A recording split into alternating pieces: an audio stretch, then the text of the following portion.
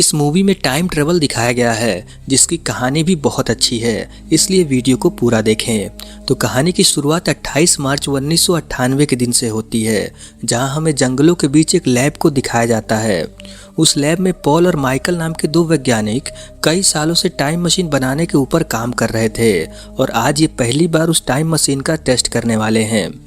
Michael एक suitcase लेकर time machine की तरफ जाने लगता है और पॉल टाइम मशीन को चालू करता है।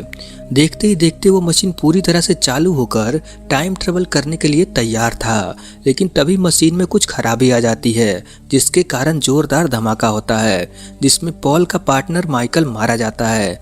इसके बाद ये सीन यहीं कट होकर फ्यूचर का समय दिखाया जाता है और ये समय है 2019 का। यहाँ पर हमें 3 दोस्तों को दिखाया जाता है जिनके नाम आदि, सीनू और चैटू है। आदि जो एक सिंगर बनना चाहता था, लेकिन ये लोगों के सामने गाना गाने से बहुत डरता है। आदि की वैष्णवी नाम की एक गर्लफ्रेंड है जो इसे हर वक्त पब्लिक के सामने गाना गाने के लिए मोटिवेट करती है। यहाँ पर हमें पता चलता है कि आदि की माँ इसके बचपन में ही चल बसी और इसके डैड चाहते हैं कि ये कोई काम धाम करे, गाना गाने में कुछ नहीं रखा। सीनू घर और प्लाट बिकवाने का काम करता है जिसमें इसको कमीशन मिलता है, मगर अभी तो इसका काम भी सही नहीं चल रहा क्योंकि मार्केट में इंग्लिश बोलने वाले लोग आ गए हैं और इसे तो इंग्लिश आती ही नहीं। ये अपने बचपन को कोसता है कि अगर इसने पढ़ाई किया होता तो आज ये भी बहुत अच्छे पैसे कमाता। चैटू जिसकी जिंदगी में बस एक ही परेशानी है, वो है इसकी शादी। इसके लिए कई रिश्ते आए और चले गए, मगर अभी तक इसका हाल पोपटलाल की तरह ही है। बचपन में इसके क्लास में एक लड़की थी जो हर वक्त इसके पीछे पड़ी रहती थी, मगर चैटू उससे दूर ही रहता और अभी उसी लड़की ने अपनी शादी का कार्ड भेजा है जो अब बहुत ही खूबसूरत हो गई है। शादी का कार्ड देखकर चैटू को बहुत अफसोस होता है, लेकिन अब किया भी क्या जा सकता है। कुल मिलाकर ये तीनों बहुत परेशान थे, मगर अब जल्द ही इनकी परेशानी खत्म होने वाली है। एक दिन सीनू को एक आदमी का फोन आता है जिसे सुनसान एरिया में एक घर चाहिए था। सीनू उन्हें घर की फोटो भेजता है जिस पर वो आदमी घर खरीदने के लिए तैयार हो जाता है। अगले दिन ये तीनों उस पुराने घर को उस आदमी को दिखाने के लिए पहुंचते हैं। आदि और चैटू इसके साथ इसलिए आए हैं कि अगर वो आदमी इंग्लिश बोले तो इसको कोई परेशानी ना हो। असल में वो घर खरीदने वाला आदमी और कोई नहीं बल्कि वही वैज्ञानिक पॉल है जो अब काफी बूढ़ा हो चुका है। सीनू पॉल के बारे में सारी जानकारी लेने के बाद उससे एडवांस पैसे मांगता है। तब पॉल इसको बोलता है कि ये जितने पैसे चार्ज करता है ये उससे भी ज्यादा देगा, मगर बदले में वो इसके घर के सामान को शिफ्ट करने में मदद करे। अब सीनू के पास और कोई रास्ता नहीं था, इसलिए ये तीनों सामान शिफ्ट करने में पॉल की मदद करते हैं। तभी आदि की नजर एक कार्टून बॉक्स पर पड़ती है जिस पर 28 मार्च 1998 की डेट पड़ी थी। आदि उसे देखकर सोच में पड़ जाता है। सीनू आदि को समझाता है कि तुम्हारी माँ को मरे 20 साल से भी ज्यादा हो गए, मगर फिर भी तुम उन्हें याद करके दुखी होते हो। आखिर ये सब कब तक चलेगा? तभी पॉल आदि से पूछता है कि 1998 में क्या हुआ था जो तुम भूल नहीं पा रहे हो। तब आदि इन्हें बताता है कि उसके अगले ही दिन इसकी माँ का कार एक्सीडेंट हुआ था। फिर पॉल आदि को अकेले में बुलाकर इससे कहता है कि मैं तुम्हारी माँ को वापस ला सकता हूँ।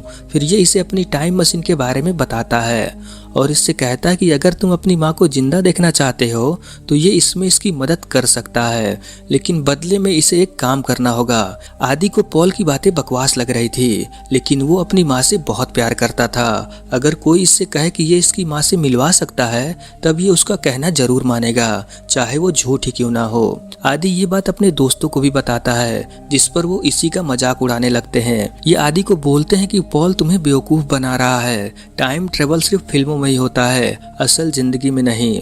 मगर आदि इस बात को लेकर बहुत सीरियस था। ये इन दोनों से कहता है कि जिंदगी हमें दोबारा मौका नहीं देती, इसलिए ये अपनी माँ को बचाने जा रहा है। अगर उसका टाइम मशीन काम नहीं किया तब भी इससे कोई अफसोस नहीं होगा। ये सब सुनकर सीनू और चैतू भी इसके साथ चलने को बोलते हैं, क्योंकि अगर ये सच हुआ तो ये भी अपनी जिंदगी बदलेंगे।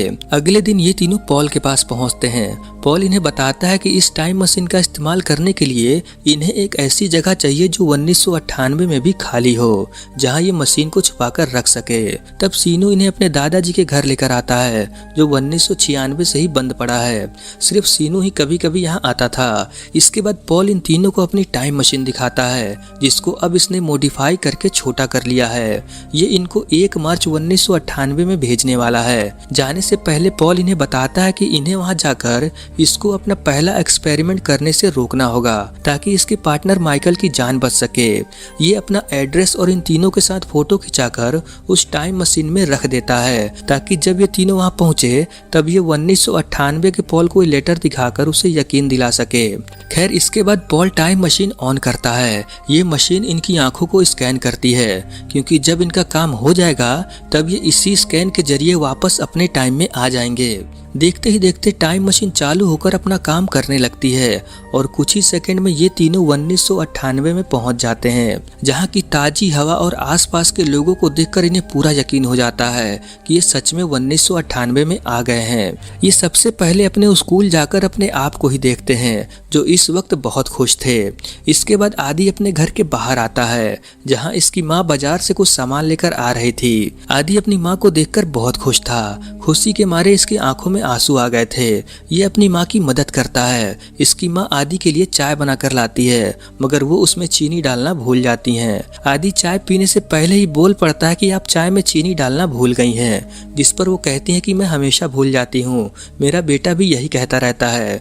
तभी घर पर छोटा आदि आता है जिसे प्यार से इसकी माँ कुटलू कह के बुलाती थी। ये आदि से इसका नाम और ये क्या काम करता है इस बारे में पूछती है, जिस पर वो इन्हें अपना नाम आदि ही बताता है और ये एक म्यूजिक टीचर है। ये जानकर उसकी माँ बहुत खुश होती है क्योंकि इसके बेटे का नाम भी आदि है और उसे भी म्यूजिक में बहुत दिलचस्पी है, मगर ये नहीं जानते कि ये दोनों एक ही हैं। खैर इन दोनों की बातचीत होने के बाद अब बड़ा आदि छोटे आदि को म्यूजिक सिखाने का काम करेगा। दूसरी तरफ सीनू अपने बचपन के रूप को पढ़ने लिखने के लिए हर वक्त इसके पीछे पड़ जाता है और चैटू अपने बचपन के रूप को उस लड़की से दोस्ती कराने में मदद करता है जिससे वो दूर भाग रहा था। ऐसे ही करते करते कई दिन गुजर जाते हैं। इन सब चीजों में ये लोग भूल जाते हैं कि इन्हें पॉल का भी काम करना था। आज कुटलू अपने स्कूल में गाना गाने वाला था जो इसे आदि ने सिखाया, मगर आदि के काफी देर इंतजार करने पर भी कुटलू स्कूल नहीं पहुंचता। अब ये तीनों परेशान होने लगते हैं क्योंकि छोटा सीनू और चैटू भी यहाँ से गायब थे। इन्हें कुछ समझ नहीं आता कि वो कहाँ गए होंगे। घर आने पर इन्हें पता चलता है कि इनकी टाइम मशीन यहाँ से गायब हो चुकी है। अब हमें उन तीन लड़कों को दिखाया जाता है। उन्हें सीनू और चैटू पर शक हो गया था, इसलिए वो तीनों इनका पीछा करते हैं। जब फ्यूचर से आए ये तीनों आपस में बात कर रहे होते हैं तब ये तीनों छुपकर उनकी बातें सुन लेते हैं। उन्हें लगता है कि ये कोई आतंकवादी या चोर हैं जो सीनू के पुराने घर में अपना डेरा डालकर बैठे हैं। जब वो तीनों यहाँ से चले जाते हैं तब ये तीन दोस्त घर के अंदर आते हैं जहाँ इन्हें वो टाइम मशीन मिलती है। जब ये उस मशीन को गौर से देख रहे होते हैं कि तभी मशीन इनकी आंखों को स्कैन कर लेती है और देखते ही देखते टाइम मशीन ऑन होकर इन तीनों को फ्यूचर यानी 2019 में पहुंचा देती है। वो टाइम मशीन अपने आप इसलिए ऑन हो गई क्योंकि छोटे और बड़े आदि है तो एक ही इंसान। खैर जब ये घर से बाहर आते हैं तब यहाँ पर इतनी सारी गाड़ियाँ और ऊंची ऊंची बिल्डिंगें देखकर हैरान हो जाते हैं क्योंकि आज से पहले इन तीनों ने ऐसा कुछ भी नहीं देखा था। ये तीनों इस शहर में घूमने लगते हैं। इस तरफ 1998 में ये तीनों समझ गए थे कि वो तीनों बच्चे फ्यूचर में पहुंच गए हैं। अब इन्हें घर जाने के लिए यहाँ के पॉल को ढूंढकर उसे सब कुछ समझाना होगा।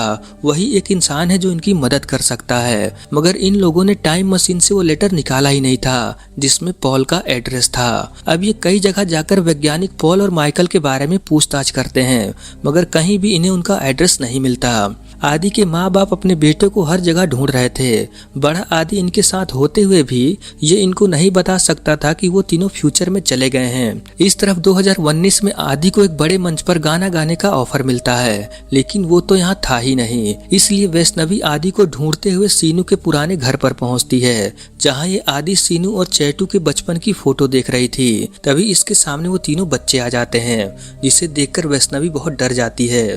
तभी यहाँ पर पॉल भी पहुंच जाता है। टाइम मशीन और इन तीनों बच्चों को यहाँ देखकर पॉल समझ जाता है कि जरूर वहाँ कुछ गड़बड़ हुई है क्योंकि उन लोगों ने इसका दिया हुआ लेटर भी नहीं निकाला था। यहाँ पर पॉल वैष्णवी को भी सारी कहानी समझा देता है। इस तरफ 1998 में पुलिस उन तीनों बच्चों को ढूंढ रही थी। उन्हें आदि सीनू और चैतू पर ही शक था क्योंकि ये तीनों हर वक्त उन तीनों के आसपास ही रहते थे। अब ये तीनों यहाँ से दिल्ली जा रहे थे क्योंकि इन्हें पता चला था कि पॉल का घर दिल्ली में है, मगर इस वक्त वो वहाँ पर है या नहीं ये नहीं नहीं जानते, मगर फिर भी ये लोग वहाँ जा रहे थे क्योंकि इनके पास और कोई रास्ता नहीं था। तभी ये लोग पॉल की गाड़ी देखते हैं जिसमें माइकल था। ये माइकल की गाड़ी का पीछा करने लगते हैं। आगे पुलिस चेकिंग कर रही थी। माइकल पुलिस को बताता है कि इसके पीछे जो गाड़ी आ रही है वो लोग इसका पीछा कर रहे थे। इतना कहकर माइकल यहाँ से निकल जाता है।